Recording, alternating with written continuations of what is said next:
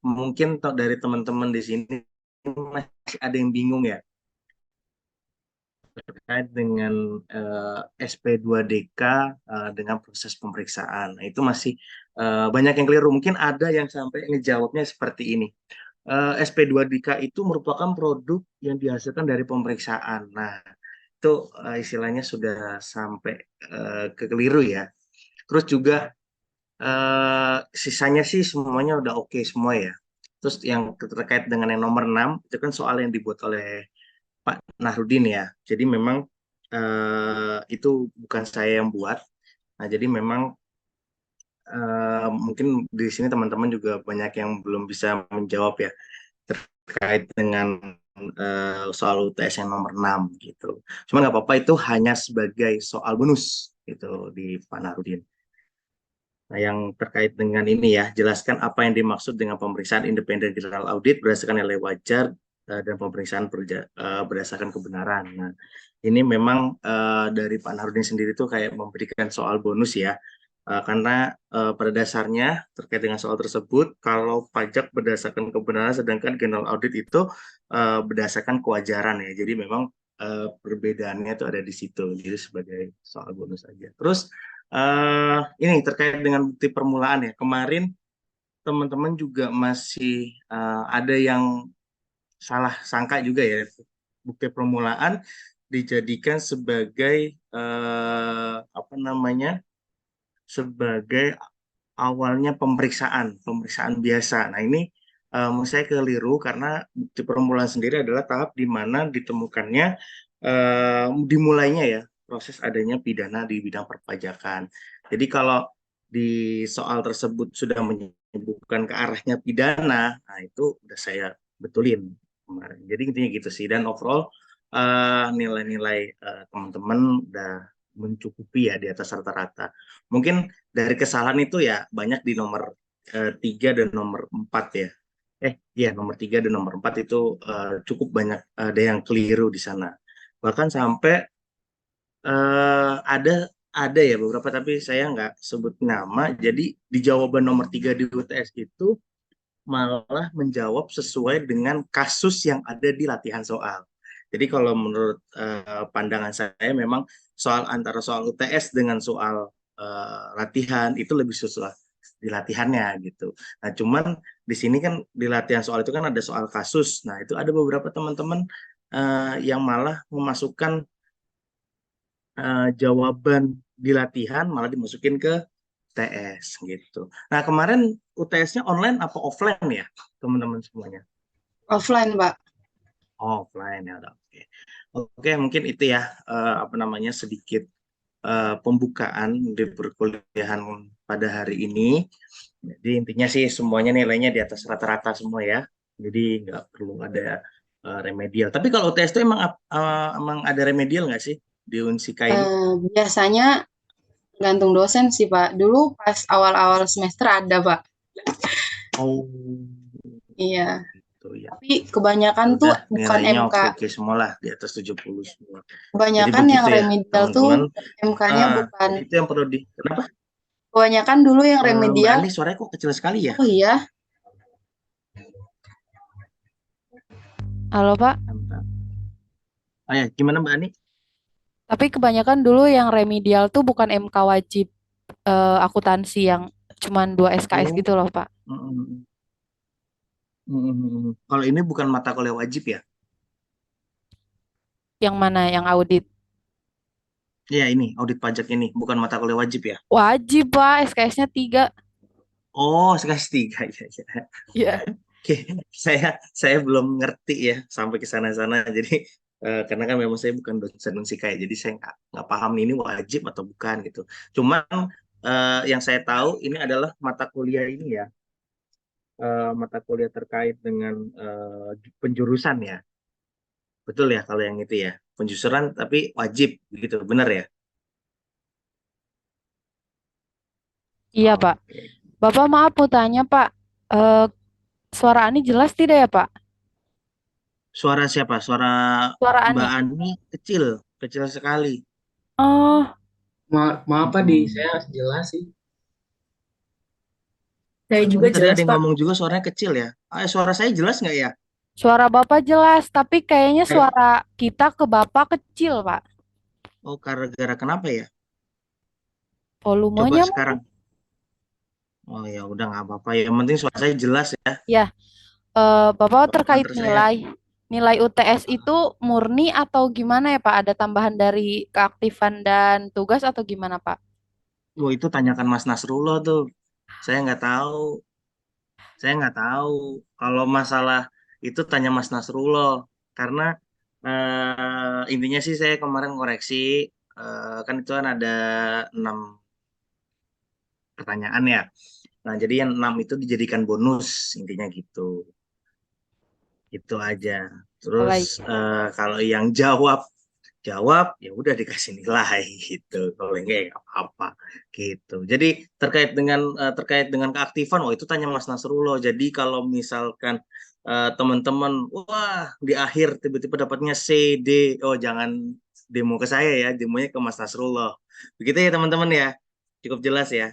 Karena di sini Mas Nasrullah itu berfungsi untuk memata-matai teman-teman semua, ya kan? Teman-teman siapa sih yang aktif, teman-teman siapa sih yang nggak on cam, nah seperti itu. Jadi hati-hati dengan Mas Nasrullah gitu. Nilai kalian ada di Mas Nasrullah bukan di saya gitu. Karena kalau saya hanya UTS sama UAS gitu ya teman-teman ya. Jadi perlu diingat ya kalau nilainya ada yang kurang-kurang, jangan demonya ke saya gitu ya. Oke begitu. Baik teman-teman, sekarang kita kuliahnya nggak usah lama-lama lah ya. Teman-teman di sini juga sudah pada pinter-pinter semua ya. Nah, sekarang kita membahas masalah bukti permulaan ya. Jadi di UTS nih banyak loh teman-teman apa namanya yang masih keliru ya terkait dengan bukti permulaan di bidang perpajakan nih teman-teman masih banyak yang keliru. Nah, saya sempat berpikir apa saya salah gitu yang menjelaskan apa saya ada yang kurang ternyata enggak karena apa? Karena banyak dari teman-teman semua yang eh, apa ya sudah mengerti apa sih bukti permulaan gitu. Karena ini kan sifatnya offline ya, berarti kan belajar dong, nggak ngebet dong, ya kan? Nggak ada yang bikin fotokopian kecil kan? Apa ada? Oh, nggak ada. Kalau zaman saya dulu kuliah, saya pakai fotokopi yang kecil gitu. Jadi PowerPoint saya fotokopi jadi kecil-kecil itu. Cara saya dulu. Cuman kan katanya pengawasnya ketat ya gitu. Jadi istilahnya di sini saya melihat masih banyak nih yang agak keliru terkait dengan bukti permulaan. Jadi untuk pertemuan kali ini coba kita bahas ya sedikit-sedikit lah terkait dengan bukper ini. Jadi apakah bukti permulaan ini masuk ke dalam audit pajak? Tentu masuk, ya kan? Jadi kita terkait dengan audit pajak itu kita nggak serta-merta nggak membahas terkait dengan pemeriksaan, karena kan setelah dari prosesnya pemeriksaan pajak ini ada suatu tindak lanjut, ya, ada suatu tindak lanjut eh, yang perlu dilanjutkan ya, karena belum adanya penyelesaian gitu. Misalkan dari hasil pemeriksaan, ya kan, dinyalir dalam proses pemeriksaan ini yang saya pernah bahas ya di perkuliahan sebelumnya, setelah adanya uh, proses pemeriksaan ya, terus diterbitkan sebelum diterbitkannya SPHP, nah nanti kan pemeriksaan akan menentukan, nah ini akan menjoros kemana nih? Apakah menjorong ke pidana? Apakah menjorong ke apa namanya pembuatan produk hukum surat ketetapan pajak, ya kan? Nah kalau misalkan ke pidana berarti kita ke bukti permulaan gitu. Jadi bukti permulaan ini bisa timbul dari proses pemeriksaan yang kemarin. Nah, maksudnya yang sudah kita bahas ya, pemeriksaan audit pajak itu. Jadi kalau misalkan dirasa pemeriksa dinilai wah ini ada dari wajib pajak tidak aktif, tidak apa namanya tidak memberikan suatu keterangan yang jelas, itu bisa masuk ke bukter, bukti permulaan. Nah, teman-teman juga perlu diketahui bukper ini bukan serta merta hanya ada di pajak gitu kan. Jadi eh, kata-kata kalimat bukti permulaan itu sering dipidana ya, di pidana umum seperti kayak oleh nonton berita-berita ya kan. Sekarang Firly Bahuri kan sempat ada yang terkait dengan, mungkin kalau teman-teman yang nonton berita ya, yang Firly Bahuri itu yang diduga melakukan pemerasan terhadap tersangka Syahrul Limpo itu ya, Menteri Pertanian. Nah, di situ kan sebelum adanya penyidikan ya kan, itu kan ada namanya bukti permulaan ya di tahap penyelidikan. Jadi bukti permulaan itu difungsikan ketika adanya indikasi pidana, namun orang tersebut kita belum menentukan tersangka nih. Contoh kayak Firly Bahuri sekarang belum ditentukan sebagai tersangka, masih berupa saksi. Jadi bukti permulaan itu kayak sifatnya mencari ya, mencari bukti-bukti terkait dengan proses pidananya. Jadi begitu ya teman-teman. Nah, sekarang kan kita harusnya adalah membicarakan terkait dengan bukti permulaan di bidang perpajakan ya, bukan bukti permulaan di pidana-pidana umum atau pidana khusus di luar sana ya, begitu teman-teman. Oke, di sini mungkin teman-teman bisa sambil apa namanya simpan ya dasar hukumnya ya, seperti ini ada di sekarang yang udah terupdate. Yang pertama di Undang-Undang Nomor 7 Tahun 2021 ya, di Ketentuan Umum Perpajakannya. Di situ dijelaskan ya terkait dengan adanya bukti permulaan ya, dasar hukumnya. Terus ada di peraturan pemerintah juga, PP di nomor 74 tahun 2011 ya. Lalu untuk pelaksanaannya, nah ini lebih apa namanya kayak lebih detailnya lagi ya, kalian bisa melihat di peraturan Menteri Keuangan. Jadi gini teman-teman, setiap aturan ya, misalnya terutama di bagian perpajakan, terkait dengan pelaksanaan dan lebih yang diceritakan secara detail, teman-teman lebih baik membaca peraturan Menteri Keuangan. Jadi di situ di dalam itu lebih jelas. Jadi kayak apa ya namanya, aturan-aturan lebih detail itu dijelaskan di sana. Jadi kalau terkait dengan undang-undang itu pasti nanti akan mengarahkan sesuai dengan peraturan yang berlaku. Jadi memang hanya sebagai ini. Tapi tidak menutup kemungkinan teman-teman harus membaca keseluruhan ya, maupun undang-undang maupun peraturan Menteri Keuangannya. Jadi dalam arti gini, kalau di hukum itu mengenal terkait dengan lex specialis, lex generalis. Jadi di mana lex specialisnya itu adalah di peraturan Menteri Keuangan dan lex generalisnya di undang-undang. Jadi undang-undang juga penting gitu sebagai istilahnya payung di awal gitu ya teman-teman ya. Nah, apa sih yang dimaksud dengan bukti permulaan ya? Seperti saya jelaskan ya. Jadi bahwa merupakan pemeriksaan yang dilakukan untuk mendapatkan bukti permulaan tentang adanya dugaan terjadinya tindak pidana di bidang perpajakan. Jadi kalau dibilang bukti permulaan pemeriksaan, iya benar. Jadi suatu proses pemeriksaan ya, di mana bukti permulaan adalah keadaan perbuatan dan atau bukti berupa keterangan tulisan atau benda yang dapat memberikan petunjuk. Nah, ini teman-teman ya, memberikan petunjuk adanya dugaan kuat bahwa sedang atau telah terjadi suatu tindak pidana di bidang perpajakan yang dilakukan oleh siapa saja yang dapat melakukan kerugian pada pendapatan negara. Jadi begitu teman-teman ya. Jadi awal mulanya uh, bukti permulaan ini karena adanya dugaan gitu. Nah, sama kita berbicara di kasus pidana umum. Kenapa adanya penyelidikan terkait terhadap Firly Bahuri ini? Ya karena memang ada dugaan.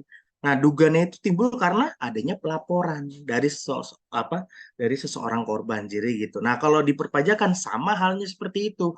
Nah, yang laporin siapa gitu kan? Nah, itu biasanya berdasarkan analisis, berdasarkan apa namanya analisis yang dilakukan oleh tim Dirjen Pajak maupun intelijen gitu kan.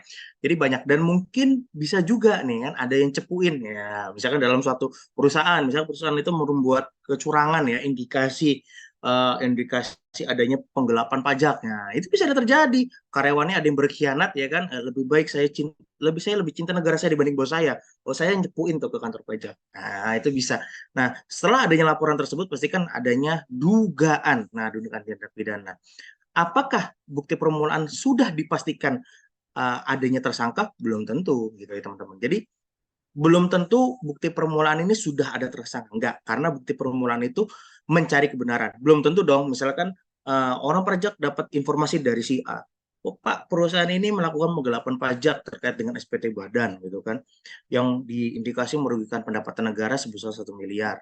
Nah, apakah serta-merta langsung menetapkan tersangka terkait dengan direktur si perusahaan tersebut? Enggak. Nah, makanya di sinilah eh, kita membutuhkan adanya bukti permulaan, ya kan, untuk memastikan kebenarannya. Ya, karena kita kan negara Indonesia ini kan adalah negara hukum ya teman-teman. Nah, oke. Nah, berdasarkan pasal 43 ayat 1 ya, ini juga dijelaskan terkait dengan pemeriksaan bukti permulaan. Nah, terus di sini atau ditindaklanjuti berarti artinya berhenti. Nah, di sini aja di dalam peraturan Menteri Keuangan ini ada kata-kata atau tidak ditindaklanjuti. Maksudnya dalam arti berarti nggak diteruskan dong proses pidananya, proses pemeriksaannya ini. Karena apa? Ternyata setelah dilakukan buper, tidak di tidak ada indikasi pidana nih. Nah, jadi berhentilah proses pemeriksaan bukti permulaan tersebut. Nah, jadi begitu ya teman-teman. Nah, ini berdasarkan peraturan Menteri Keuangan ya. Nanti mungkin bisa dicatat juga. Nah, jadi gini teman-teman, jenis bukti permulaan itu ada dua. Ada yang secara terbuka, ada yang secara tertutup. Nah, apa sih bedanya? Sebenarnya nggak terlalu jauh ya. Jadi kalau kalau pemeriksaan bukti permulaan secara terbuka, ya ini penulisan bukti terkait dengan permohonan pengembalian dan kelebihan pembayaran pajak sebagian dimaksud pasal 17B ya ini terkait dengan apa namanya restitusi ya. Terus pemeriksaan bukti permulaan merupakan tindak lanjut dari pemeriksaan. Nah, ini teman-teman harus di-note ya. Pemeriksaan bukti permulaan merupakan tindak lanjut dari pemeriksaan untuk menguji kepatuhan pemenuhan kewajiban perpajakan. Jadi tidak menutup kemungkinan pemeriksaan yang saya tadi bilang tadi ya terkait dengan pemeriksaan yang sebelumnya kita bahas bisa lanjut ke bukti permulaan kalau memang di sini ada suatu indikasi tindak pidana kan begitu ya teman-teman. Nah ini adalah pemeriksaan bukti secara permulaan secara terbuka dan lebih intinya lagi pemeriksaan bukti permulaan secara terbuka itu jadi si wajib pajaknya ini diberikan surat ya surat pemberitahuan pemeriksaan bukti permulaan. Nah, itu kalau secara terbuka. Kalau secara tertutup, nah di sini lebih jelas lagi dijelaskan ya teman-teman, pemeriksaan bukti permulaan secara tertutup dilakukan tanpa pemberitahuan tentang adanya pemeriksaan bukti permulaan kepada orang pribadi atau badan yang dilakukan pemeriksaan bukti permulaan. Oke, teman-teman pasti ada yang bingung. Apa sih bedanya lebih intinya lagi terkait dengan tertutup terbuka selain adanya penyampaian surat ya, surat pemberitahuan pemeriksaan bukti permulaan. Nah, jadi hal yang paling mendetail sendiri gini, ini nggak saya catat ya, mungkin teman-teman dengarkan aja ya. Perbedaan antara terbuka dan tertutup. Yang tertutup, si wajib pajak masih bisa dikasih kesempatan untuk melakukan pembuatan SPT.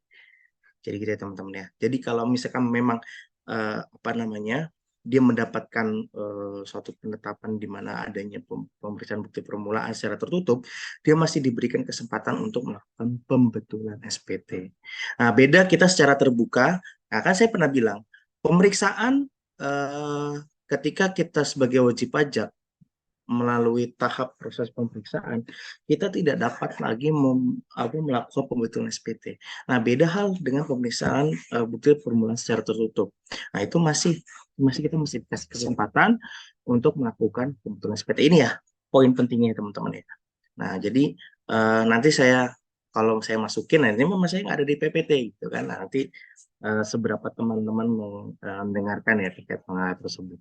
Nah, jadi begitu ya. Jadi hal yang paling sangat membedakan adalah uh, terkait tersebut. Nah, apakah bukti permasalahan tertutup ini uh, tidak dilakukan sebelum adanya pemeriksaan, maksudnya dalam arti merupakan tindak lanjut dari proses pemeriksaan, ya benar. Jadi memang bukti permulaan secara tertutup ini juga tidak dilakukan proses pemeriksaan biasa yang pemeriksaan terkait dengan kepatuhan wajib pajak, enggak. Ini enggak ada sangkut pautnya. Jadi kayak misalkan saya sebagai wajib pajak, ya, saya melakukan adanya indikasi kecurangan di dalam SPT badan, ya kan? Saya membesar-besarkan biaya. Tahu-tahu ada yang ketahuan nih saya, ya kan? Wah, saya menggelapkan pajak sebesar 2 miliar misalkan. Oke, saya dilakukan adanya indikasi pidana, otomatis saya masuk ke dalam bukti permulaan secara tertutup. Ya, dalam arti saya tidak apa namanya, tidak dilakukan bukper secara terbuka. Jadi di saat itulah saya masih ada dikasih kesempatan untuk melakukan eh, pembetulan SPT. Nah, apakah bukti permulaan secara tertutup bisa menjadi terbuka? Tentu bisa, teman-teman. Ketika memang secara tertutup istilahnya wajib pajaknya ngeyel, ngeyel ya dalam arti udah tahu salah gitu kan, dia tidak melakukan pembetulan sama sekali, ada suatu kemungkinan dia masuk ke terbuka. Jadi dalam arti bisa ditindaklanjuti lagi ya, lebih ini ya bisa. Cuman memang kalau yang tertutup biasanya kalau misalkan udah ini udah clear gitu. Dan akhirnya eh, setelah adanya tindak lanjut lagi setelah bukti permulaan, maupun tertutup maupun secara terbuka, itu sama-sama ya, dalam arti proses sama, nanti mengarahnya ke pidana juga gitu ya teman-teman ya.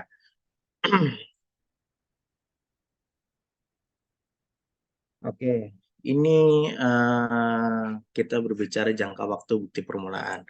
Nah, yang pertama, pemeriksa bukti permulaan secara terbuka dilaksanakan dalam ini, sorry teman-teman, ini terbuka maupun tertutup ini juga sama ya. Dalam arti waktunya juga sama, dalam jangka waktu 12 bulan terhitung sejak tanggal penyampaian surat pemeriksaan bukti permulaan. Nah, ini 12 bulan, terus lalu yang kedua, pemeriksaan bukti permulaan secara dilaksanakan dalam jangka waktu paling lama 12 bulan terhitung sejak tanggal surat perintah periksaan bukti. Oh, ini sorry, apa namanya, sama ya teman-teman. Nah, terus yang kedua nih ya, apabila pemeriksa bukti permulaan belum dapat diselesaikan dalam jangka waktu pemeriksaan, nah, itu dapat diperpanjang. Nah, diperpanjangnya berapa? Di poin selanjutnya dijelaskan paling lama 12 bulan. Jadi proses bukti permulaannya 12 bulan dan dapat diperpanjang 12 bulan. Nah, perpanjangan tersebut apa namanya dapat dipertimbangkan melalui permohonan perpanjangan waktu sebagaimana dimaksud pada ayat 3 ya, pada ayat 3 Peraturan Menteri Keuangan yang 177 ini ya. Jadi yang pertama, adanya daluarsa penuntutan tindak pidana di bidang perpajakan sebagaimana diatur dalam Undang-Undang Ketentuan Umum Tata Cara Perpajakan. Nah, sedikit info, daluarsa penuntutan tindak pidana itu bukan 5 tahun tapi 10 tahun ya teman-teman. Jadi kalau nanti ada soal berapa lama daluarsa tindak pidana penuntutan tindak pidana, ya 10 tahun, bukan 5 tahun. Terus yang kedua, perkembangan penyelesaian pemeriksaan bukti pengelolaan dan atau jangka waktu penyelesaian permohonan pengambilan kelebihan pembayaran pajak sebagaimana diatur dalam Undang-Undang Tata Cara Perpajakan. Oke. Nah, ini hak dan kewajiban pemeriksaan bukti permulaan. Mirip-mirip ya teman-teman, jadi mirip-mirip dengan proses pemeriksaan yang memasuki dan atau memeriksa tempat ruangan dan atau barang yang diduga patut diduga untuk menyimpan bahan bukti, mengakses dan atau mengunduh data di cloud secara elektronik, meminjam, nah, dan memeriksa bahan bukti. Nah, itu sama ya, seperti di pemeriksaan kepatuhan yang sebelumnya saya jelaskan. Terus meminta keterangan kepada pihak yang berkaitan, meminta keterangan dan atau bukti yang diduga dapat memberi petunjuk tentang pidana di bidang perpajakan kepada pihak ketiga yang maupun hubungan dengan orang pribadi atau badan. Nah, jadi meskipun uh, terkait dengan dokumen-dokumen bukti permulaan ini ya bisa juga didapatkan misalkan ke istrinya ya, kalau misalkan ini terkait dengan wajib pajak orang pribadi ya. Terus kalau misalkan ke badan ya kan dimintakan keterangan para karyawan-karyawannya nih, diminta keterangan ya kan, istilahnya bagaimana caranya agar kasus ini terang benderang gitu ya, dapat kejelasan gitu. Jadi tidak menutup kemungkinan uh, orang di sekitarnya tersebut harus dilakukan pemeriksaan. Terus meminta bantuan kepada pihak lain. Nah, ini sama ya seperti layaknya pemeriksaan biasa. Terus yang keempat, melakukan tindakan lain yang dipergunakan dalam rangka pemeriksaan bukti permulaan. Terus kewajibannya ya menyampaikan surat lambung dan pemeriksaan. Yang kedua, memperlihatkan kartu tanda pengenal. ya masih sama ya dengan pemeriksaan yang kemarin, memberikan surat perintah, mengembalikan bahan bukti yang telah diperoleh melalui pinjam dan tidak diperlukan dalam proses penyidikan. Jadi memang kalau misalkan adanya bukti-bukti ya yang tidak masuk ke dalam daftar list ya terkait dengan pidana tersebut ya harus dikembalikan sebenarnya. Karena buat apa gitu ya? Terus mengamankan bahan bukti yang ditemukan dalam pemeriksaan bukti permulaan. Oke, dan ini hak-hak dan wajib pajak ya. Haknya cuma sedikit.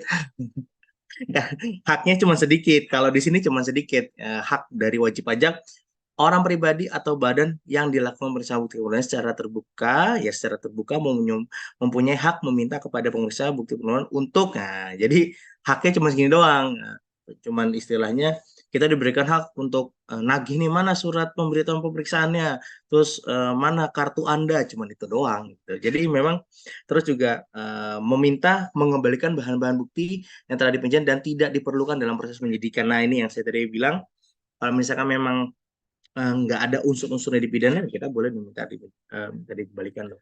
Nah, di sini haknya sangat sedikit gitu ya, karena memang agak repot gitu ya kalau udah masuknya ke ranah uh, bukti permulaan. Nah, sekarang kita masuk ke dalam tindak lanjut pemeriksaan bukti permulaan terbuka ya.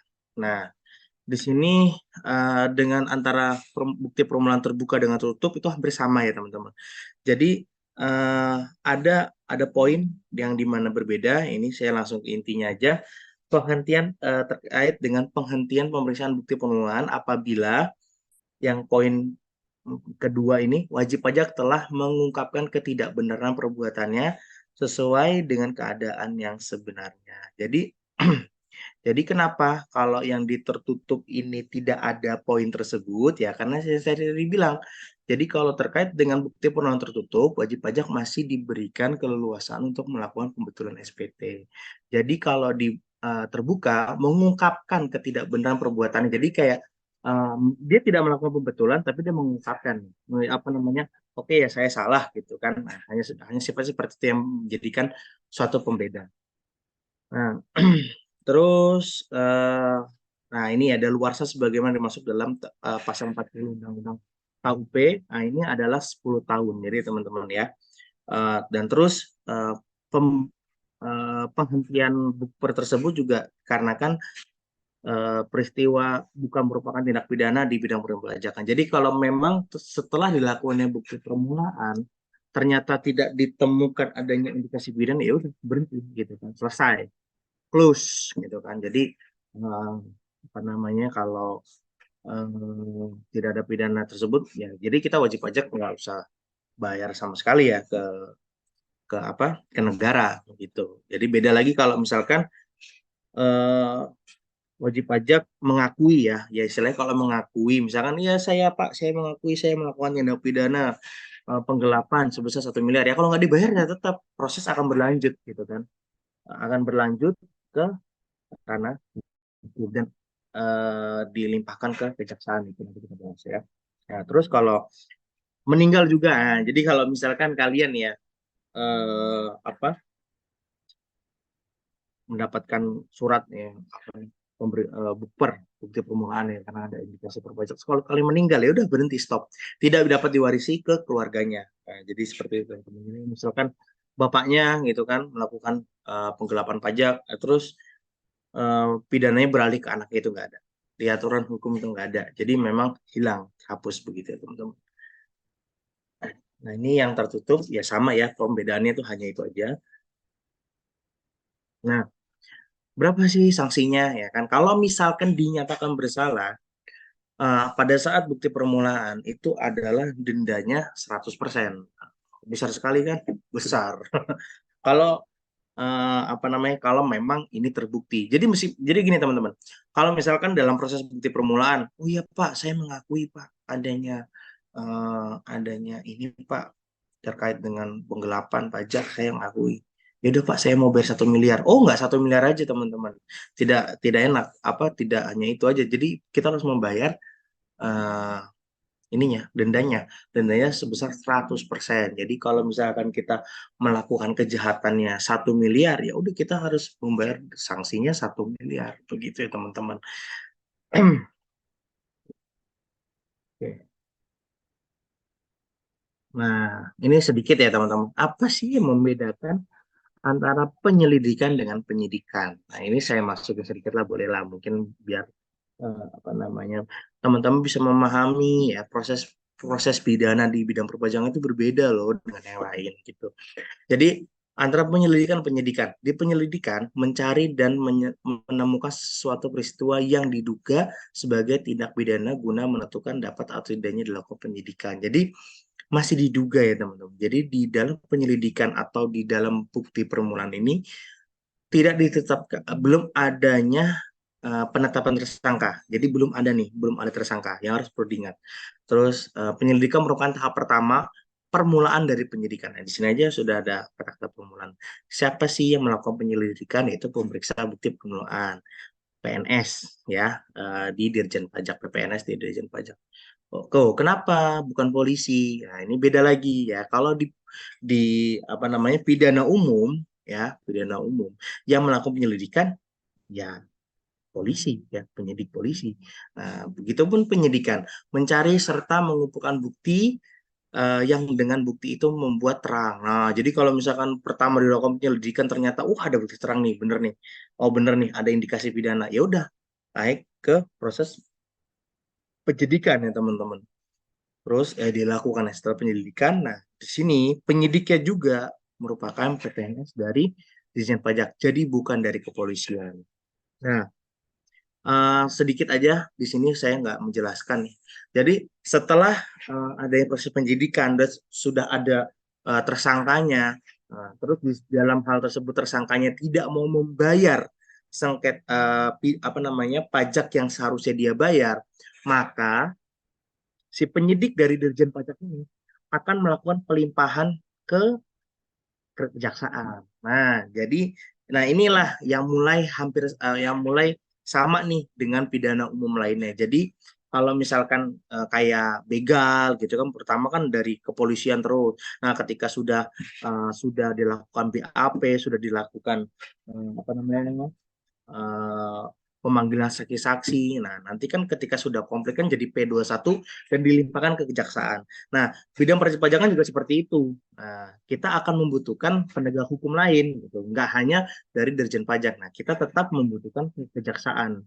Ya, setelah adanya penyidikan selesai dan dinyatakan tersangka A ini sudah benar bukti bersalah, maka proses selanjutnya akan dilimpahkan ke kejaksaan P21. Jadi sama. Nah, disinilah akan jaksa di sini melakukan penindakan apakah ditahan atau tidak gitu. Kalau misalkan ternyata dinilai meskipun ya memang di ketentuan pidana ini ada hukum kurungan ya kan, tapi kan di sisi lain kejaksaan yang punya menilai, misalkan kita kalau diurus di kejaksaan berarti kan sudah masuk ke ranah ini ya, ada pengacara ya di situ ya. Misalkan kita buat misalkan pra peradilan, atau kita membuat penangguhan penahanan ya kan, dalam arti ya dia tersangka tapi jangan ditahan dulu dong ya, dengan alasan penangguhan penahanannya, oh ini kan hanya sengketa pajak, bukan tindak pidana korupsi segala macam, padahal masih sama aja gitu kan. Tapi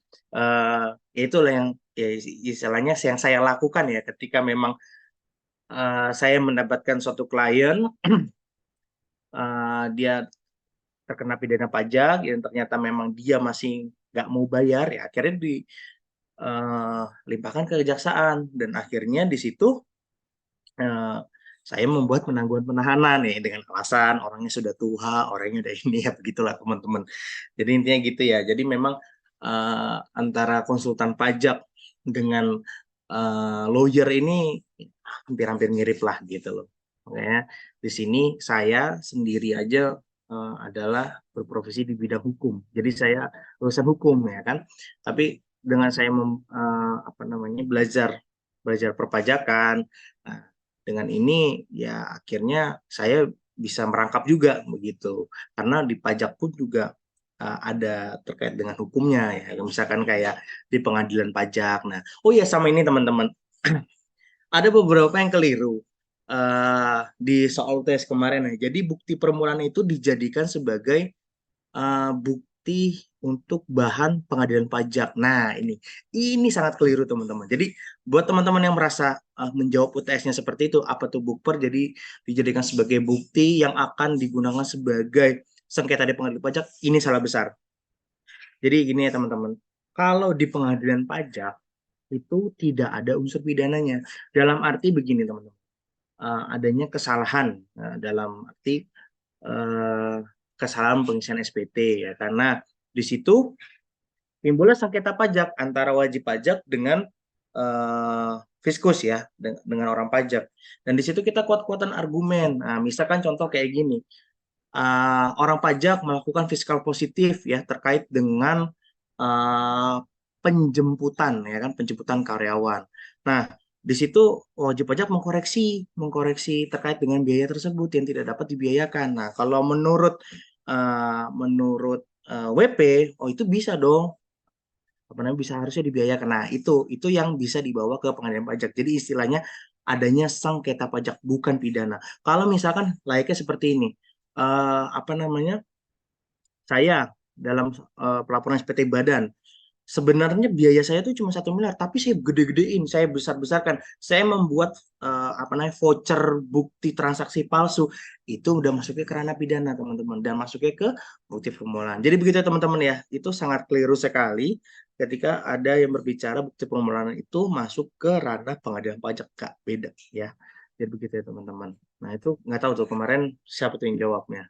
Saya jujur aja kemarin ngoreksi, saya nggak ngeliat nama. Jadi makanya dari saya bilang, saya ulangi ya, kalau misalkan ada nilai yang kurang-kurang jangan salih saya. Itu ke Mas Nasrullah tuh. Nanti Mas Nasrullah itu yang akan menambah poin gitu. Misalkan saya nulis 70, nanti Mas Nasrullah bisa nambah 10 gitu. Karena saya benar-benar pure. Jadi saya nggak ngeliat tuh nama-namanya siapa, nggak apal. Kok ini jadi pengadilan pajak? Sejak kapan saya ngomong begini? Ya gitu teman-teman ya. Jadi kalau yang rasa mungkin yang ketawa-ketawa aja tuh. Nggak apa-apa ya. eh Terus kita, nah nih, kita sekarang ngomongin masalah ke penyidik ya, penyidik dalam tindak pidana di bidang perpajakan. Jadi antara bukper itu kan dalam arti di dalam pemeriksaan tersebut tidak ada, maksudnya belum ada ditetapkan suatu tersangka. Nah, kalau di bukper ya, kalau di penyidikan, nah ini sudah ada tersangkanya nih. Nah, sudah ada tersangkanya, sudah udah 100% bulat lah ini, udah pasti ini ada tersangkanya. Nah, di sini juga diatur, dan pada saat proses penyidikan ini lagi-lagi yang sebelumnya saya bilang ya, yang bertindak selaku penyidik adalah si PPNS ini, Dirjen Pajak. Jadi bukan dari pihak kepolisian. Jadi masih tetap di PPNS ini. Dan apa namanya, wewenang penyidik sendiri ya di sini kan menerima, mencari, mengumpulkan dan meneliti, mencari, mengumpulkan keterangan mengenai orang pribadi atau tentang kebenaran perbuatan dilakukan sehubungan dengan tindak pidana di bidang perpajakan, meminta keterangan dan barang bukti kepada orang pribadi sehubungan dengan tindak pidana perpajakan. Nah, jadi biasanya hal-hal tersebut ini itu adalah penyusunan berita acara pemeriksaan ya. Jadi dilakukan oleh penyidik. Nah, gitu ya teman-teman ya, disusun BAP. Nah, terus hampir sama ya, melakukan penggeledahan untuk mendapatkan barang bukti. Nah, ketika sudah masuk ke ranah penyidikan ya yang dilakukan PPNS, apakah bisa terjadi penggeledahan? Bisa. Itu ada, diperbolehkan itu. Eh, Apa namanya, penyidik di Dirjen Pajak mempunyai hak loh gitu kan, melakukan penggeledahan untuk mendapatkan barang bukti segala macam bla bla bla, punya hak. Tapi menurut pengalaman yang saya alami selama ini penggeledahan belum terjadi ya, karena eh, saya udah 3 kali ini melakukan apa namanya, mendampingi wajib pajak tersandung kasus pidana pajak, itu hanya dari faktur, terkait dengan adanya faktur fiktif dan apa namanya, kompensasi kelebihan bayar pajak. Nah, kayak dari situ. Jadi kayaknya terkait dengan penggeledahan itu terlalu lebay ya, terlalu berlebihan. Enggak, kecuali kalau memang istilahnya mau menggeledah ya kan, adanya pembuatan voucher-voucher fiktif ya kan, voucher-voucher palsu nih segala macam. Nah, untuk memperkuat ya berita acara pemeriksaan itu perlulah ada penggeledahan. Nah, terus meminta eh, tenaga ahli dalam rangka pelaksanaan tugas penyidikan tindak pidana perpajakan. Nah, ini perlu juga apa namanya? Bisa juga ya kan tenaga ahli ini diperlukan. Misalkan si wajib pajak ini melakukan eh, istilahnya ngumpetin pajak ya di bank luar negeri, gitu kan. Dan tidak menutup kemungkinan ya butuh lah orang pajak ini. Saya pernah soalnya eh, apa namanya wajib yang klien saya ini yang saya dampingi, dia itu apa namanya diindikasi ngumpetin uang berapa miliar gitu. Saya lupa ini karena saya sudah tahun lalu dan eh, si penyidik ini mencari informasi ke bank luar negeri itu bank UOB Singapura gitu. Nah itu bisa. Jadi memang terus memotret seseorang yang berkaitan dengan tindak pidana di bidang perpajakan. Nah jadi begini teman-teman. Jadi kalau sudah masuk ke BAP, nah nanti tuh si wajib pajak itu dipotret gitu ya, kayak yang di film-film gitu. Tapi nggak sampai segitunya, cuma dipotoin aja. Istilahnya hampir sama ya di situ ya. Terus melakukan pemblokiran harta kekayaan milik tersangka. Nah, eh, mau melakukan pemblokiran ini saya jujur belum mengalami ya terkait dengan 3 klien yang saya pernah jalani karena memang dari 3 klien ini selalu kooperatif. Jadi terkait dengan pemblokiran harta ini belum sampai ranah ke sana aja. Istilahnya nggak perlulah karena toh juga wajib pajaknya kan sudah dikuasakan ke kita sebagai kuasa hukum pada saat itu. Jadi nilai kayaknya pemblokiran ini tidak perlu terjadi gitu loh. Tapi kalau misalkan kita bertemu dan berhadapan dengan pendidikan yang saklek gitu kan, oh nggak bisa, udah biar dia tuh nggak bisa kemana-mana segala macam, diblokir bisa. Tapi saya belum menemukan apa namanya fiskus bisa tercakap gitu ya.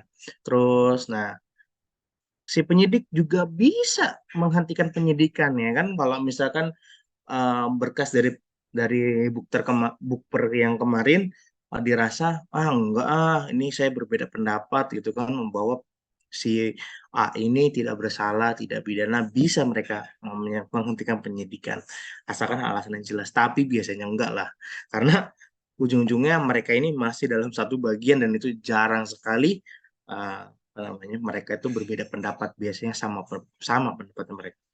Terus melakukan tindakan lain yang perlu untuk kelancaran penyidikan tindak pidana. Jadi hal apapun ya demi dengan keberlangsungannya penyidikan bisa dilakukan oleh penyidik. Nah, jadi mau ngelakuin apapun mau mau apa namanya kayang kayak mau apa kayak nah sekiranya itu bisa melancarkan ya dalam proses penyidikan itu dapat dilakukan oleh si tim penyidik.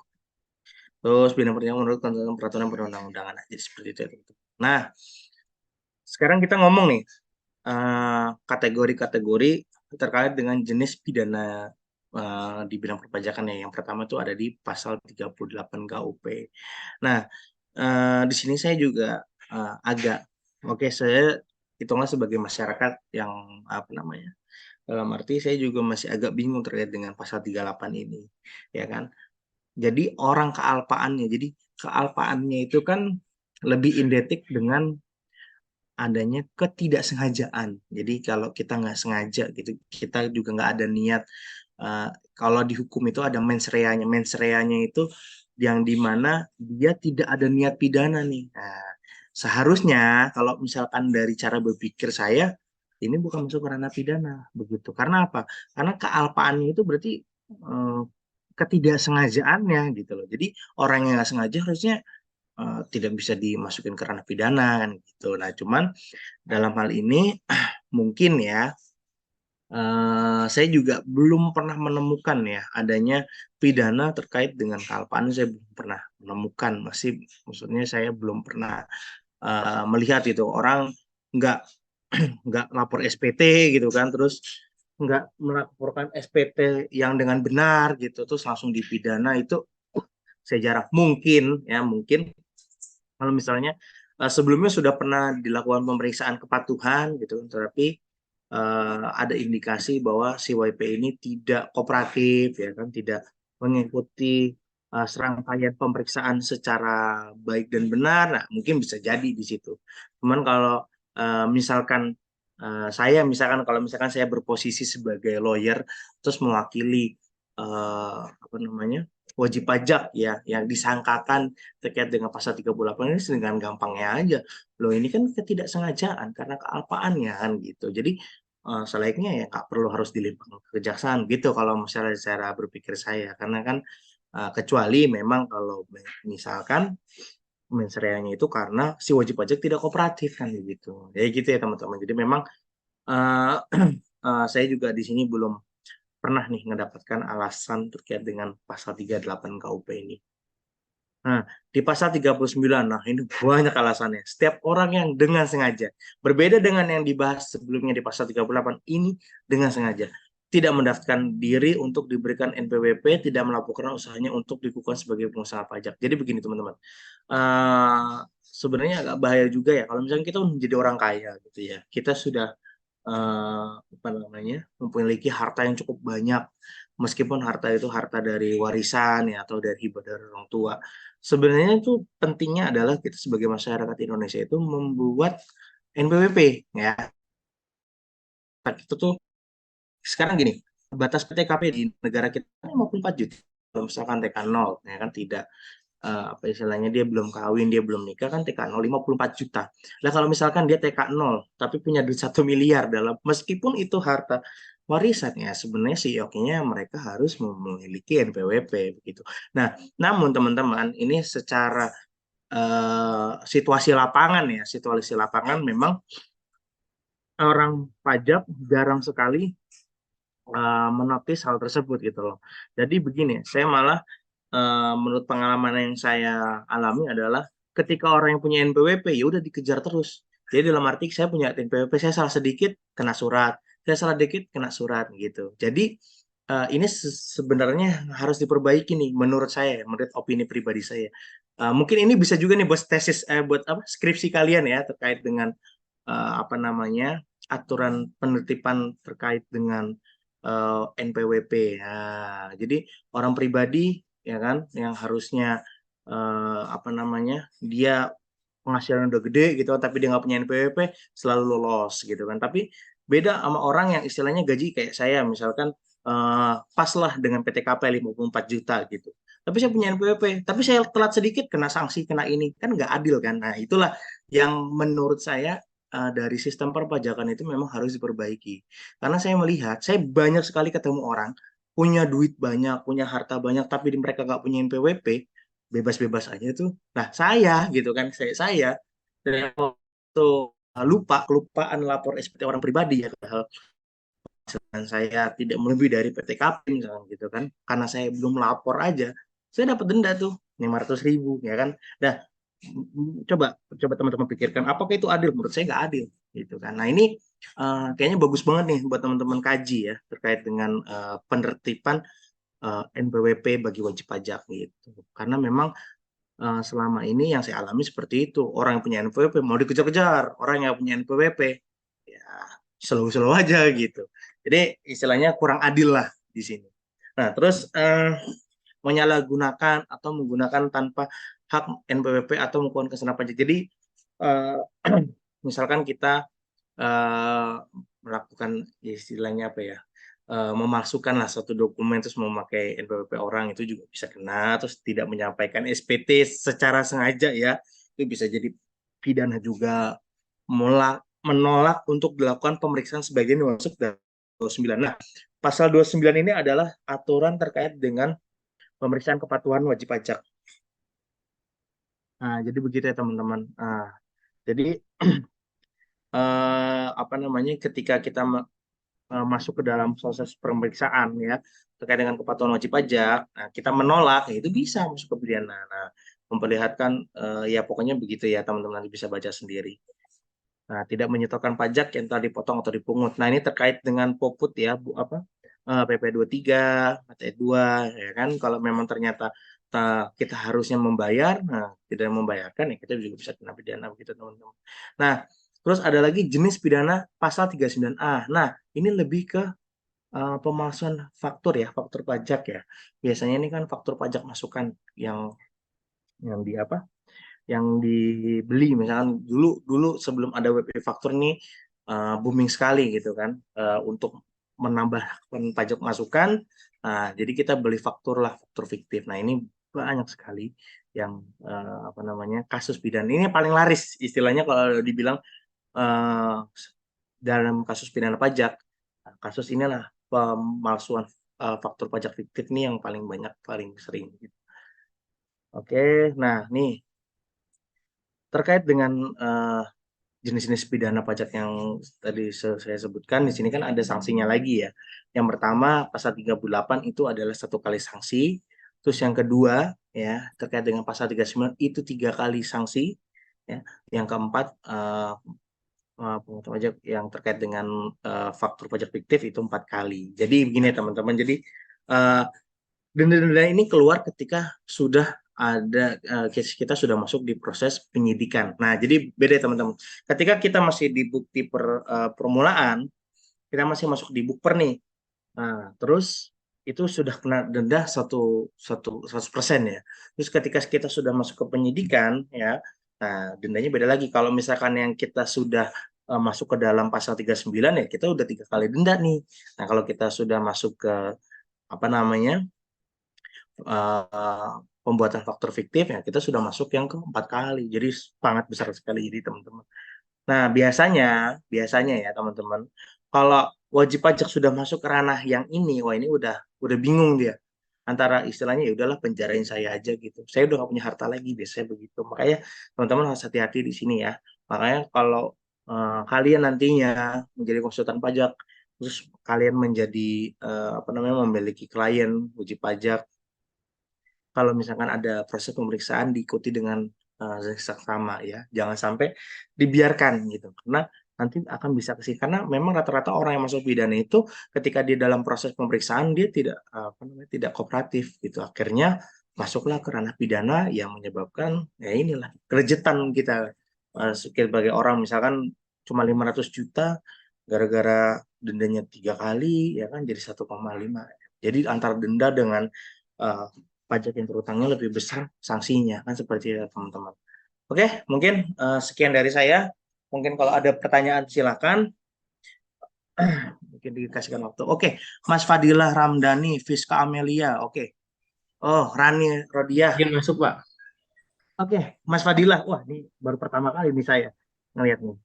Wah, Eh, ada yang laki ya berarti ya di sini ya. ada, Pak. Saya kira cewek semua. Oke, Mas Fadilah, silakan Mas Fadilah.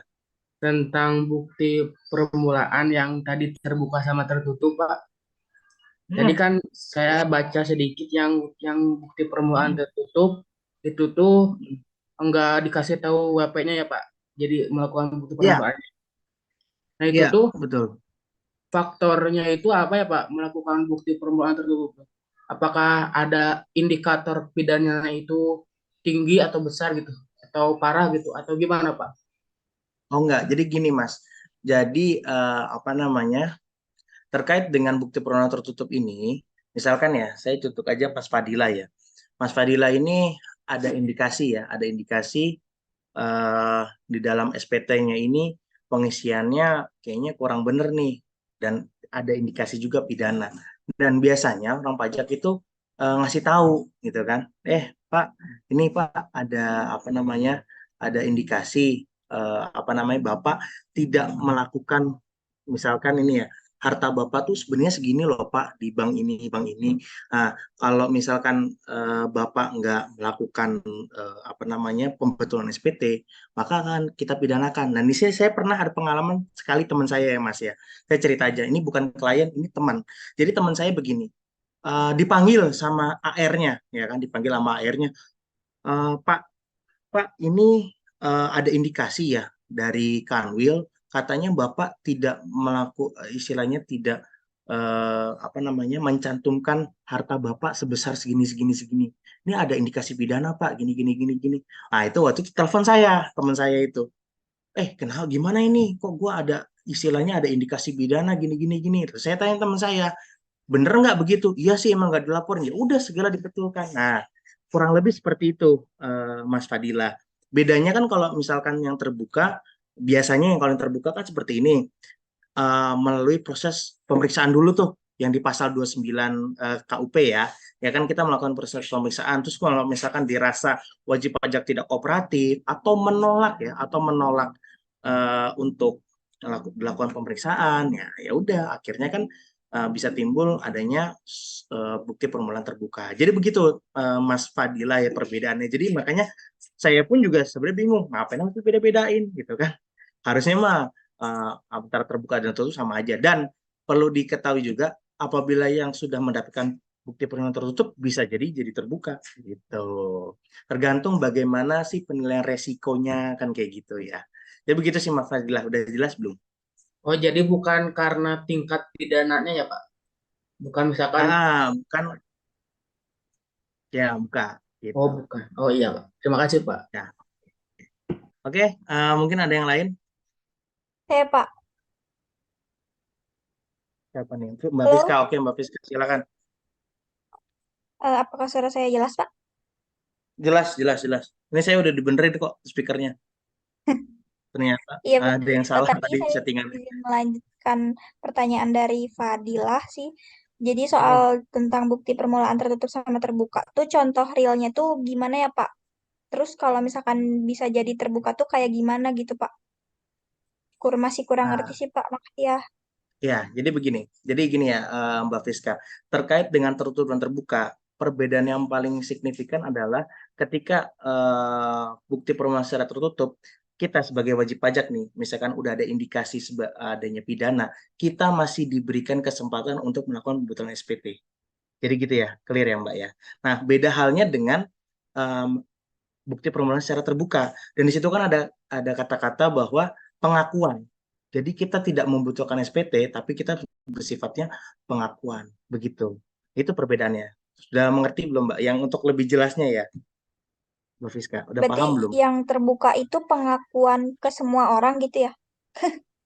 Oh Kalau bukan, lagi bukan. diperiksa. Maksudnya pengakuan ke ininya pemeriksa bukti permulaannya gitu. Ya Pak, saya ngakui ya kan saya mengakui saya ngelapin pajak 1 miliar. Ya udah saya bayar Pak sesuai dengan ketentuannya gitu. Tapi kalau yang tertutup kita masih dikasih kesempatan untuk melakukan pembetulan SPT gitu. Lebih Oh enak jadi mana? masih Ya tertutup masih lah. bisa ngelak ya Pak? Iya, bukan ngelak sih. Dalam arti gini, bukan ngelak ya. Kalau misalkan secara logikanya gini, kalau misalkan kita bukti permulaan secara terbuka, ya kan, kita misalkan, iya Pak, iya memang saya mengaku salah, saya menggelakkan pajak 1 miliar. Oke Pak, kalau kata pemeriksanya, ya udah Pak bayar gitu kan, dan dendanya 100% gitu kan. Waduh Pak, saya nggak bisa bayar gini gini gini gini. Nah kan gak enaknya di situ. Tapi kan kalau tertutup beda lagi. Kita masih ada kesempatan untuk dilakukan pembetulan SPT gitu. Oh yaudah biaya yang saya gelapkan saya masuk apa istilahnya saya koreksi lah menjadi koreksi negatif, akhirnya mengurangi akhirnya menambah PPh badan saya misalkan contohnya seperti itu. Jadi begitu Mbak Fiska, kurang lebih seperti itu. Tapi rata-rata ya yang saya alami bukti permulaan ya secara ini aja, secara terbuka gitu, nggak tertutup gitu yang saya alami. Oh, Begitu jadi Mbak lebih Fiska. bahaya yang terbuka ya, Pak ya? Soalnya kita ngakuin langsung gitu. Oh nggak ngakuinnya ke ini ya, ngakuinnya ke apa istilahnya pemeriksa ya. Maksudnya Ke dalam arti meriksa, gini, iya. pengakuannya itu pengakuannya itu adalah kan kalau misalkan bukti permulaan itu kan ada tindak lanjutnya ya. Nah, tindak lanjutnya itu gimana? Ngakuin. Kalau ngakuin ya berarti hilang dong pidananya dong. Dalam arti mengakuinya juga harus bayar gitu. Nggak serta-merta, iya Pak saya ngaku salah, tapi saya bayarnya saya nggak bayar ya Pak. Ya nggak bisa begitu. Kalau misalkan iya saya ngaku tapi saya nggak bayar, bukti permulaan tetap dilanjutkan ke proses penyidikan. Begitu Mbak Fiska. Paham nggak sampai sini? Iya, paham, Pak. Jadi begitu ya, antara pembedanya tuh di situ. Nah, kalau misalkan di tertutup, kita membutuhkan SPT, udah clear. Begitu ya, Mbak ya. Nah, pengakuannya bukan kita ngomong-ngomong ke, misalnya IG story gitu, kita ngomong-ngomong, saya melakukan tindak pidana, enggak begitu. Maksudnya melakukan pengakuan ke pemeriksa gitu. Pemeriksa upernya kalau memang ternyata benar, ya udah saya melakukan pembetulan sorry, saya bayar, bukan melakukan pembetulan, tapi saya bayar gitu kan pajaknya dan sanksinya gitu. Gitu ya, paham ya? Iya, terima Oke, kasih. oke, makasih. Oke, Mbak Rani Rodia. Nah, ini nih bintangnya pajak nih. Duh, Masya Allah. Ya gimana Mbak? Ini paling saya ingat saya Mbak. Terima kasih, Pak. Suara Ya, saya jelas, Pak. Punten. jelas. Tadi Ya. speakernya udah dibenerin kok. Oh ya, Ya. saya izin bertanya, Pak. Kebetulan saya pernah baca ini, Pak, sengketa pajak terkait wajib pajak orang pribadi dia. Tapi Iya. harusnya dia tuh dikukuhkan sebagai PKP, tapi dia tidak mengukuhkan Oh, oke. sebagai PKP gitu. Karena Oke, dia menarik. rasa karena dia rasa itu penjualannya itu tidak dikenakan PPN, Pak. Dan untuk untuk penerimaannya itu belum mencapai 4,8 miliar gitu.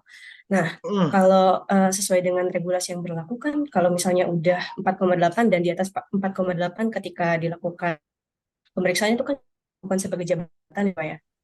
Betul, secara Nah, jabatan. ya, terus tadi salah satu tindakan yang tidak disengaja itu tidak mengukuhkan usaha sebagai PKP. Itu bisa ditindaklanjuti sebagai pidana nggak, Pak? Kalau misalnya hasil dari pengadilan pajaknya itu tidak dikabulkan seluruhnya gitu. Oke. Nah, oke ya. Kita masuknya agak panjang lagi nih ya. Misalkan berarti kan gini, pertanyaannya timbulnya pidana karena adanya putusan pengadilan, betul nggak? Iya, betul, Pak. Nah, jadi gampangnya begini Mbak. Ini kan oke lah. Kalau Mbak Rani kan mengisyaratkannya terkait dengan adanya pengukuhan PKP. Otomatis berarti wajib pajak tersebut harus membayar PPN, betul ya Mbak ya? Nah, oke. Iya, Pak. Ketika di pengadilan pajak misalkan kalah gitu kan, kalah. Pengadilan pajak kalah. Terus akhirnya harus gimana? Ya kan solusinya pemblokiran itu tuh satu PK dulu PK. Misalkan PK masih belum dikabulkan, nah berarti kan setelah itu solusinya adalah kita sebagai wajib pajak bayar dong, ya kan, PPN terutama mau nggak mau lagi karena PK itu kan udah paling tinggi gitu kan. Toh juga PK pun juga harus ada novum ya, novum dalam arti bukti baru. Nah, dalam arti hal seperti ini. Jadi berarti kan setelah ada putusan PK ternyata kita kalah, kita mau nggak mau bayar. Nah, misalkan kita nggak bisa bayar, nah, berarti kan ada perampasan aset dong, ya kan? Aset-aset kita diambilin semua, ya kan? Diblokir semua, dilelang, disita oleh Dirjen Pajak. Misalkan seperti itu. Misalkan disinyalir kita nggak punya apa-apa lagi nih, harta nggak punya, berarti kan ada timbul lagi, namanya gizling. Nah, gizling adalah pengurungan kita sebagai wajib pajak bisa dikurung. Ya, istilahnya menggantikan kerugian negara tersebut. Nah, gitu ya teman-teman.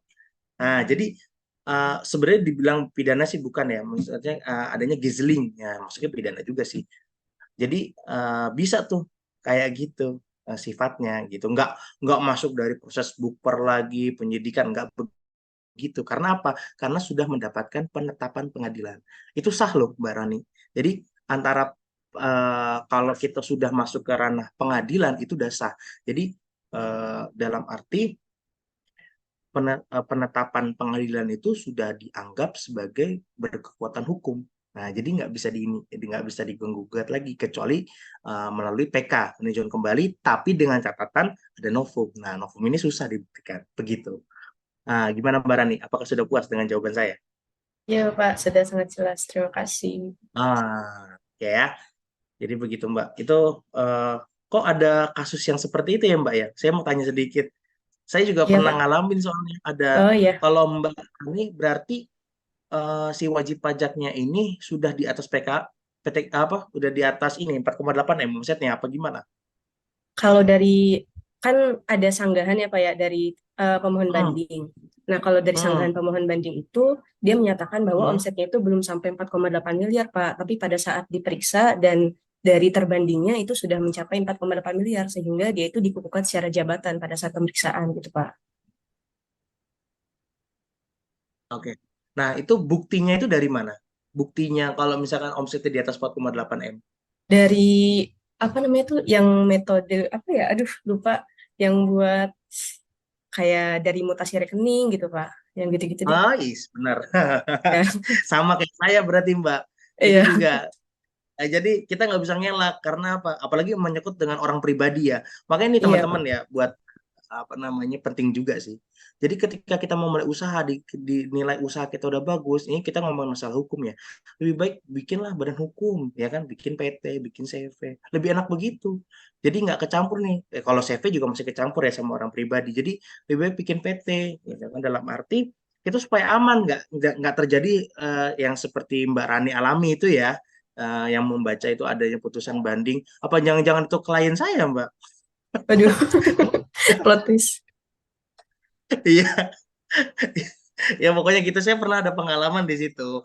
Jadi memang ya memang dia orang kaya, orang duit banyak gitu kan, banyak duit segala macam. Tapi kita boleh klaim kan itu memang kita belum sampai 4,8 M gitu kan. Tapi yang bikin kita menjadi mati kutu adalah pemeriksa membandingkan dengan buku rekening itu yang kita repot. Ini uang 30 miliar ini dari mana? Misalkan gitu. Uang 40 miliar ini dari mana? Jual bebek, jual apa kan semuanya kena PKP secara Iya, jabatan lah. Kalau misalkan gini, emang kalau dinilai itu adalah warisan, dia buktikan gitu kan. Bener nggak? Nah, betul jadi Pak. itu memang jadi di situ kalau misalkan apa namanya PKP itu emang serem sih.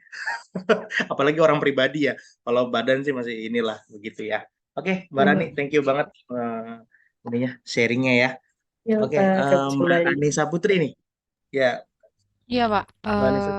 Ya, Suara Ani udah jelas ya, Pak. Tadi kedengeran mendengar Mbak. yang lainnya kayak. Udah dibenerin Mbak speakernya. Tenang. Ya, Ah, terkait sebentar, Pak. Terkait mm-mm. dari banding dan gugatan, Pak. Lalu ada Mm-mm. sengketa juga tadi. Mm-mm. Kan yang jadi pembahasan kita dari kemarin itu antara orang pribadi sama badan Mm-mm. usaha ya, Pak. Tapi Betul. kalau saya bertanya mengenai kepabeanan dan cukai, apakah peraturan dari segi, kalau hukum sih kayaknya berbeda ya, Pak, kayaknya.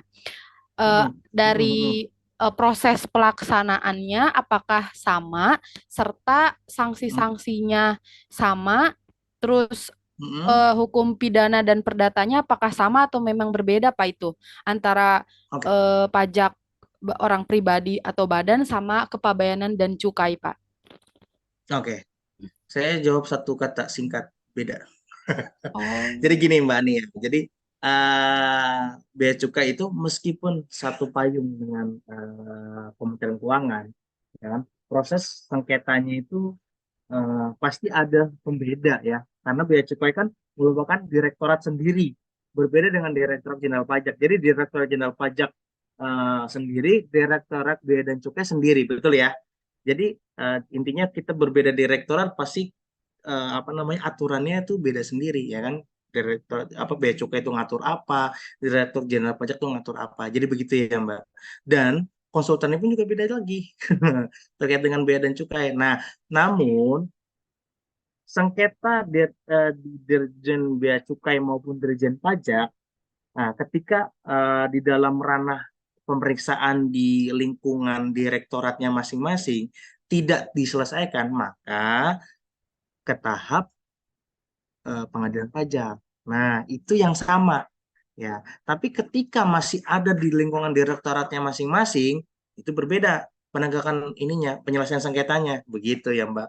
Nah, jujur kalau terkait dengan bea cukai dan kepabianan, saya masih belum apa namanya, belum ada pengalaman di sana dan belum ada ranah ke sana. Jadi makanya dalam hal terkait dengan pabean dan bea cukai, nah mungkin itu nanti Pak Nahrudin nanti yang isi, begitu ya Mbak ya. Jadi kalau jawabannya apa sama atau enggak beda gitu oke terkait siap. dengan penyelesaian sengketa di dalam direktoratnya masing-masing gitu. Oke. Tapi terkait dengan pengadilan pajak sama begitu.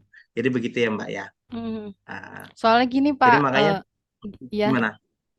saya nemu nemu apa ya? Jadi di RPS hukum pajak sama di kepabeanan itu Hmm, sama-sama ada banding dan gugatan gitu Pak. Saya kira alah hmm, kok ini sama gitu. Ternyata memang bahasannya hmm, berbeda Pak. betul. Nah, berarti bener kan? Terkait dengan banding dan gugatan, itu kan banding dan gugatan itu kan dilakukan ke pengadilan pajak. Iya. Hmm. Nah, yang saya tadi bilang tadi, Bea Cukai sama Direktorat Jenderal Pajak ketika tidak selesai di dalam ranah direktoratnya, kita dapat melakukan apa namanya upaya hukum lagi di pengadilan pajak. Jadi begitu. Jadi samanya tuh di situ. gitu. Tapi ketika masih di dalam wilayah direktoratnya masing-masing, kita beda gitu. Karena Bet- mereka sama-sama di Kementerian Keuangan sih ya, jadi makanya hmm. diselesaikannya di pengadilan pajak. Jadi begitu, Mbak Ani gitu. Jadi makanya di pengadilan pajak ini kan kalau sekarang kan memang sudah di bawahnya Mahkamah Agung nih, baru-baru ini katanya. Jadi di bawah Mahkamah Agung saya lebih suka nih, berarti kan lebih independen seharusnya, ya kan? Karena sebelumnya ini saya cerita sedikit ya, pengadilan pajak ini eh, apa namanya di bawah Kementerian Keuangan. Bukan di bawah sih, maksudnya kayak berkolaborasi dengan Kementerian Keuangan.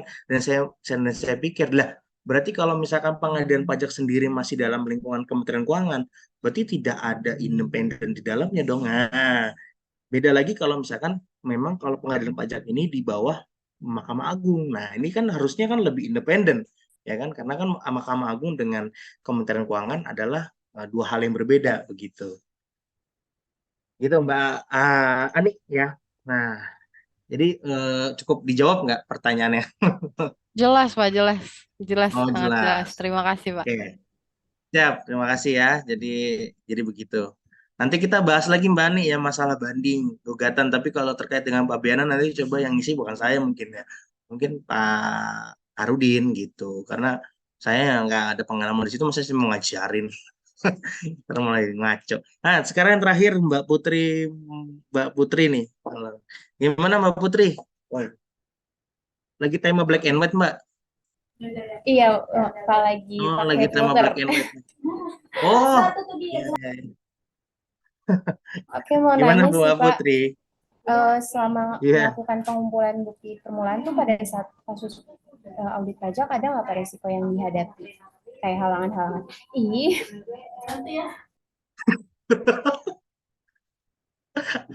Coba-coba diulangin lagi. Apa namanya? Pertanyaan diulangin lagi coba. Gimana tuh? oke Maksudnya oke, bukti maaf. permulaan gimana? Maaf, Heeh. maaf. Ada tidak resiko-risiko yang dihadapi pada saat melakukan pengumpulan bukti permulaan pada kasus audit pajak? Kok mati mic-nya? Putri nanya ini, Pak, nanya kesulitan yang dihadapi saat pengumpulan bukti Heeh. pajak pas ngaudit. Kesulitannya apa gitu? Oh, Halangan dan rintangannya. kesulitannya. Oh, Hmm. halangan dan rintangannya itu tergantung dari wajib pajaknya. Jadi gini, apa namanya? Oh, ini kalau misalkan terkait dengan halangan ya dan rintangannya ya. Nah, itu kan tergantung dari wajib pajaknya sendiri, ya kan? Misalkan wajib pajak diperiksa, ya kan? Misalkan dia memang eh, ternyata benar nih melakukan tindak pidana, ya kalau orang pinter mah nggak akan ngasih bukti-buktinya dong, ya nggak? Mungkin ngumpetin buktinya kan. Nah, cuman sepinter-pinternya apa tumpai meloncat pastilah jatuh ya, nggak tahu lah peribahasa itulah. Intinya sepinter-pinternya orang ya tetap aja dia nggak bisa terbebas dari pidananya ya kan? Karena apa di situ? Ketika dalam proses pemeriksaan, misalnya kita berbicara terkait dengan pemeriksaan di pasal 29 KUP ya, artinya pemeriksaan terkait dengan kepatuhan wajib pajak. Nah, misalkan di dalam pemeriksaan tersebut tidak kooperatif, ya kan, dalam arti kooperatifnya itu tidak memberikan bukti yang benar, tidak memberikan bukti yang apa namanya yang diinginkan oleh tim pemeriksa, maka kan bisa ada indikasi ke itu dong, ke pidana dong, gitu. Itu kan kesulitannya. Jadi kalau dibilang kesulitan ya kesulitan dari WP-nya sendiri, mau ngasih atau enggak, ya kan? Kalau misalkan memang nggak ada, berarti fiktif dong, kan gitu. Nah, jadi begitu untuk terkait dengan kesulitannya. Bener gitu ya Mbak Putri ya? Iya betul Pak. Terima kasih. Oke, siap.